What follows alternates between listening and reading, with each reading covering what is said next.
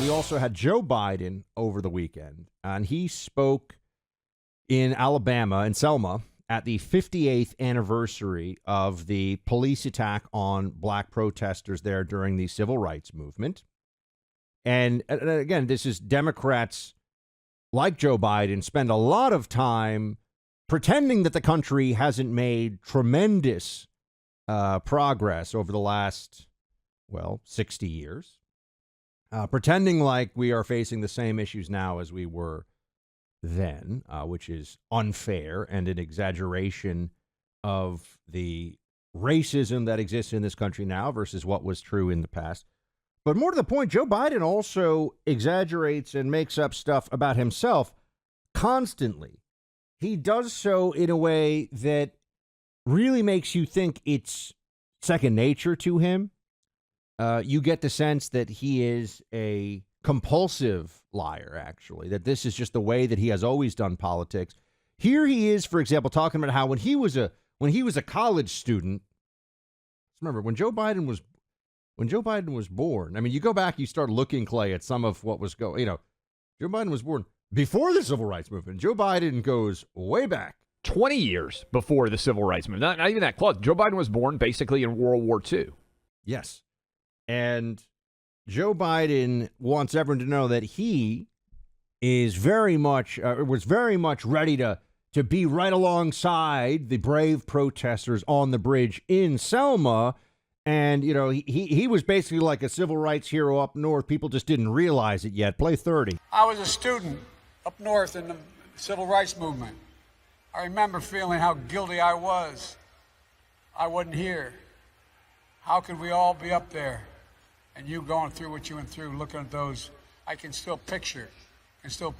Okay, first of all, notice that I was a student up there in the civil rights. No, you were like bottom of your class at Syracuse Law School or something. But you weren't. Joe Biden's whole pretense that he was practically a freedom rider himself, that he was just a few steps away from being one of the great heroes of the civil rights movement. It's a lie, Clay, which is that in itself. But it's even a little bit worse than that. My friend David Harsanyi, who's an excellent columnist, really smart guy, he points this out, that what makes this is David writing, what makes this lie particularly revolting is that Biden was actually best buddies with a bunch of segregationists. And that during his first campaign for president, he bragged about getting an award for best young legislator from George Wallace. And by the way, that was also not true. So the guy who was buddy-buddy with all the segregationists when he was actually in elected office, Clay, to start his career, thinks he was basically a civil rights activist when he was in college. Well, look, what's the most memorable moment of Kamala Harris's entire presidential campaign before she dropped out without receiving a single vote? She attacked Joe Biden for being racist. And what she cited was his 1970s opposition to school busing, during which Joe Biden himself said he did not want Delaware to end up in a racial jungle. And I'm paraphrasing here.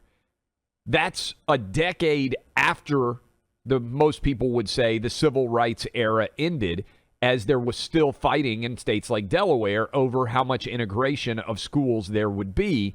Joe Biden was against, in the 1970s, the integration of Delaware schools because of the racial jungle that might ensue. Now, Joe Biden has got 50 years of crazy different political opinions, but pretending that he went to black churches, which he said recently, there's no evidence that he ever went to black churches. Pretending that he was in some way involved in the civil rights movement, there's no evidence that that ever occurred.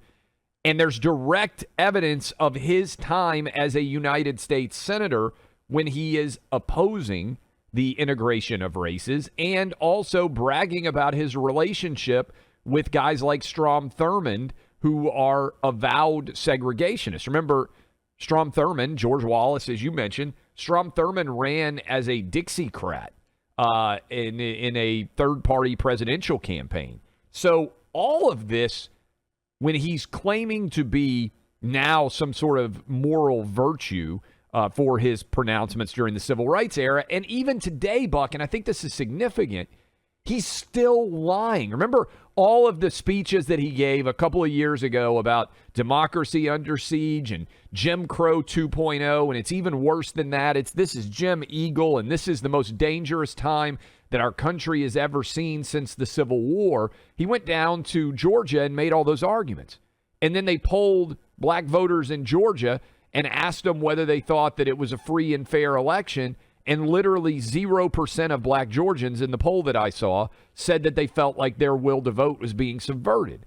But Biden is still saying, he said it yesterday, still trying to spread this lie that somehow there is a great attempt to subvert our democracy by not allowing citizens to vote. Listen to this thing. The right to vote, to have your vote counted, is the threshold of democracy and liberty. With it, anything's possible. Without it, without that right, nothing is possible. And this fundamental right remains under assault. We know that we must get the votes in Congress to pass the John Lewis Voting Rights Advancement Act and the Freedom to Vote Act. I made it clear, I will not let a filibuster obstruct the sacred right to vote. All right. So here's what he's already setting the table for, Buck. If he loses in 2024, do you think Democrats are going to say, oh, Joe Biden was a bad candidate, we just happened to lose to whoever the Republican candidate is? No. They're going to say what they did after Russia collusion. The new Russia collusion argument is going to be, oh, Republicans won because they subverted our democracy and they didn't allow our voters to vote. That's what they're going to say for 4 years. Until Democrats admit that they tried to weaponize the deep state for a soft coup against Donald Trump in 2016, and that the entire Democrat media apparatus went along with a massive lie that Trump was a Russian asset, I feel no compulsion whatsoever to sit here and play their game of, oh, well, do you accept Joe Biden as your lawful and rightful president? I want to tell them things that I cannot say on the radio when they make those demands of me. I also want to point, because I'm sorry, you can't have it be a one-way war here. You can't have it be a one-way fight, or else you're just getting abused. And I know a lot of people, a lot of Republicans, a lot of Trump voters feel that way. They feel like, so we got to get abused from 2016 to 2020. There was no reckoning. If anything, the 2020 election had big tech collusion with the Democrats through fraud, which is 100% the case. The suppression of the Hunter Biden laptop, which was clearly meant to help Joe Biden in the final stretch for what was a very narrow win for Biden by the numbers as it was.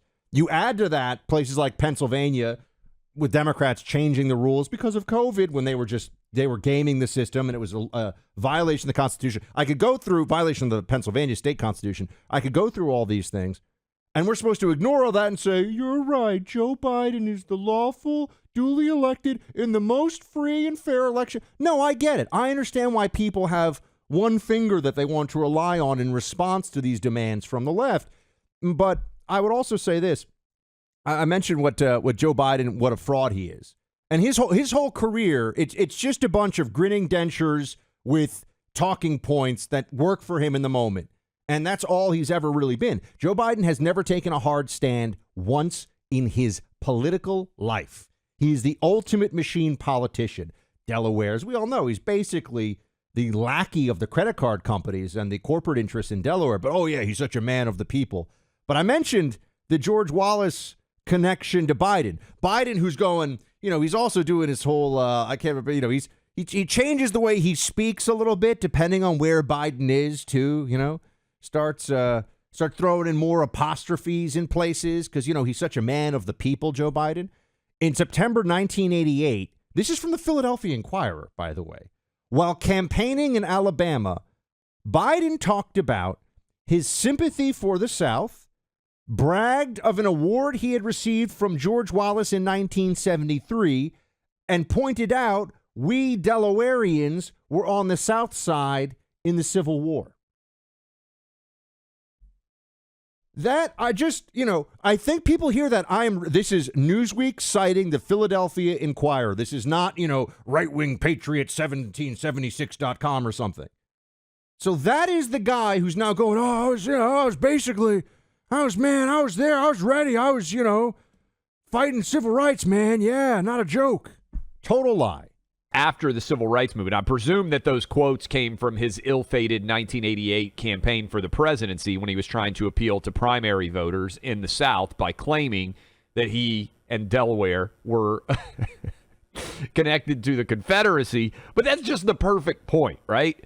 Joe Biden was willing to claim that Delaware was a southern state in the Civil War in order to try to get appeal in the 1980s South, 20 years after the civil rights movement. That's 20 years, right? Let's say the civil rights movement effectively ends in 68 with the assassination of MLK. We can argue about exactly historically when that is, but I think the election of Richard Nixon, all those things, all right? So 20 years after that, now he's going back to Selma and claiming that he was going to black churches, that he was an avowed supporter of civil rights. When he was an essential component of the thriving Puerto Rican community in Delaware as well, as you may remember. He doesn't speak Spanish, but in his heart he speaks Spanish, Joe Biden. Well, he and Corn Pop, they had their big discussion about the civil rights movement back in the day. We need to just keep playing the Corn Pop audio every now and then, because from that moment, I don't know that any American president has ever said anything more ridiculous than Joe Biden's Corn Pop stories when he was running for president. In my life, anyway. I'm sure there were crazy things that were said before, but in my life as an adult, like paying attention to politics, I'm not sure anybody has ever said anything crazier. I also think it's worth reminding everybody that the narrative that was created by the Democrat apparatus of Joe Biden is that he's this, as you said it before, it's very true. It's grandfatherly figure, a guy you want to have a beer with, a good guy, salt of the earth. You can trust him. There is nothing that is sacred to Joe Biden. Joe Biden would, in the most flagrant fashion, try to distort even personal tragedy, as we've discussed with his wife being killed, he said, by a drunk driver. That is a lie. But it wouldn't be enough to say that his wife just died in a car accident, that, by the way, the belief is that she, it's a tragedy, but the belief is that she ran a stop sign. It can happen. It's a tragedy. It's very sad. But nothing is sacred to him. He would lie about the death of his own wife for political advantage. That is who Joe Biden is. So none of this should be even a little bit surprising to people. And all this, he's returned to normalcy and guy down the middle. He is a tool of the left. He is it's a lot of Botox and grinning and, the same speeches he's been giving for 30 years about the folks. But really, he's just meant to hide the Marxist lunatic agenda of the left wing in America. And unfortunately, that's what he's been successful at so far. We're talking about the fact that we got basically Joe Biden penciled in as the Democrat nominee in 2024. Continues to be a lot of shuffling going around, but Jill Biden effectively announced that Joe was running.